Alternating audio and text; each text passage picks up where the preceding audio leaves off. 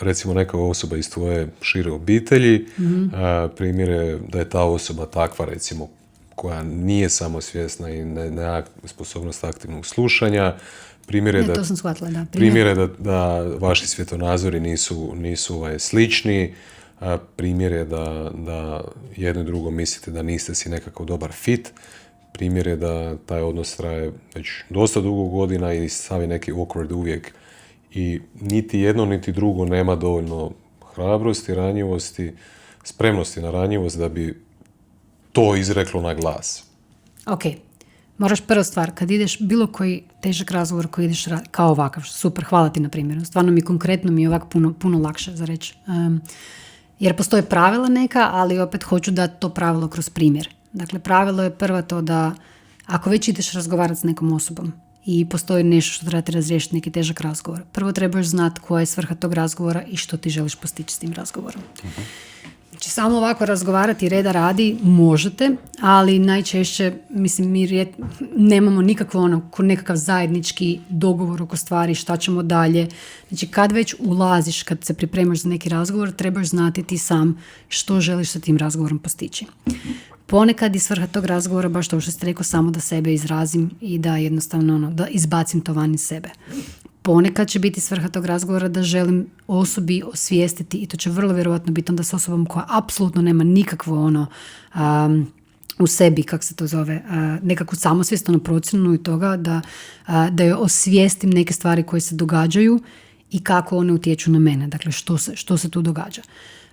Može biti da želiš prekinuti odnos na određeno vrijeme i da se želiš pozdraviti s tom osobom. Ali rekao si isto tako, želiš ostati u dobrom odnosu, dakle može biti isto i cilj odnosno, na primjer, da promijenite neke stvari, da se počnete drugačije ponašati i da neku drugačiju... Zapravo ne ostati u dobrom odnosu, nego popraviti odnos.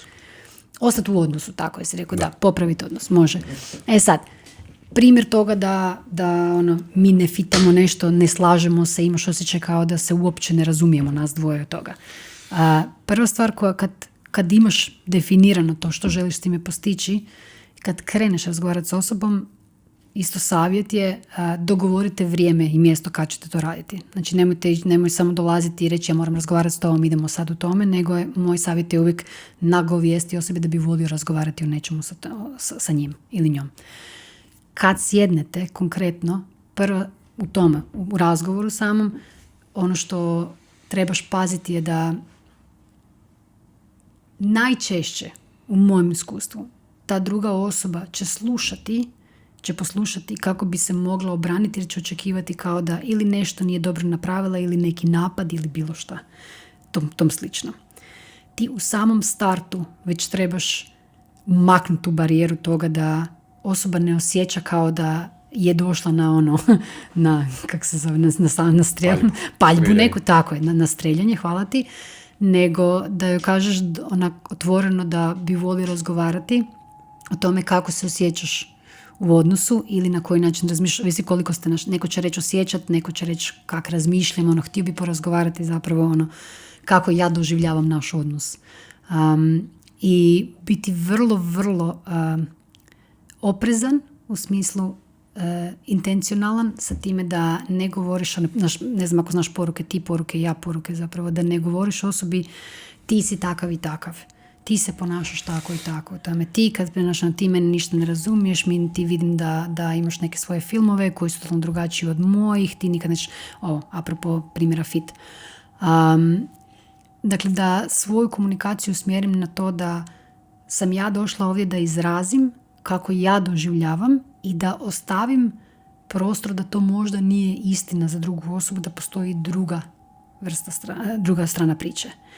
Kad dođem sa stavom, hej, znači nije nitko kriv, nema krivca, ne optužujem te za ništa, ne dovodim te na red, nego dolazim ovdje da popričam o tome o svom iskustvu i volio bih čuti tvoje iskustvo toga.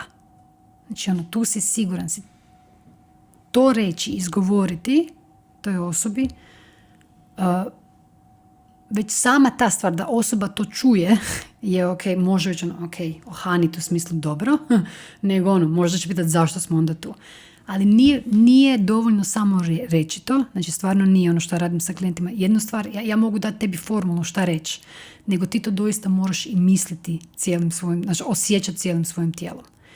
Ja kad sjednem pred tebe i ja ti kažem nije tu nitko kriv, ja ti samo želim reći stvari, kak se ja osjećam u našem odnosu, mislim, naravno postoji sigurno i tvoja druga strana, znači da li mi vjeruješ da sam ne, dakle ne. Ali ako stvarno sjednem ispred tebe i doista to vjerujem, stvarno nisam tu da optužujem, da tražim krivca, da uperem prstom. Fakat bih htjela razgovarati s tobom zato što želim imati s tobom bolji odnos. Želim da ljepše komuniciramo i mislim da možemo to. I želim ti podijeliti kak ja vidim stvari i čut tvoj, kak ti vidiš stvari. Jer nikad nismo imali možda takav razgovor. Jesi li otvoren za to da popričamo o tome? To je već poprilično drugačiji start od imamo problem i moramo razgovarati. Skroz drugačiji. Imaš pitanja kakvih? Razmišljaš? Samo nastavi. Samo razmišljaš, ne? Za vrijeme, ovo aktivno slušanje si super spomenuo, kad smo u takvim razgovorima, teško razgovorima, ključno da kad osoba priča kako se oni osjećaju i ono šta oni misle, da ih ne prekidamo i da ne vraćamo lopticu u smislu pa dobro, ja sam to ko da umanjuju, pa dobro, pa rekla sam ti jednom da želim razgovarati s tobom, kako sad kažeš da nikad nismo htjeli razgovarati. Bitno je dakle da stvarno aktivno slušamo otvoreno, da smo receptivni, da možemo prihvatiti to što nam je osoba rekla, bez toga da moramo neki ping pong napraviti nazad ili da li je to tako, nije to tako, a kako je bilo onda drugo, i da ne uvlačimo drugu problem u tom času. Nego da ti osoba doista može reći što je i da mi to možemo primiti i reći možda se čak i pitati je li to možda istina u nekoj mjeri. Znači, ok, mogu shvatiti zašto se tako osjećaš. Mogu shvatiti zašto si se naljutio na mene ili zašto te to iziritiralo kad sam napravila to i to. Znači da imamo i taj isto receptivni dam ti prostora da pričaš.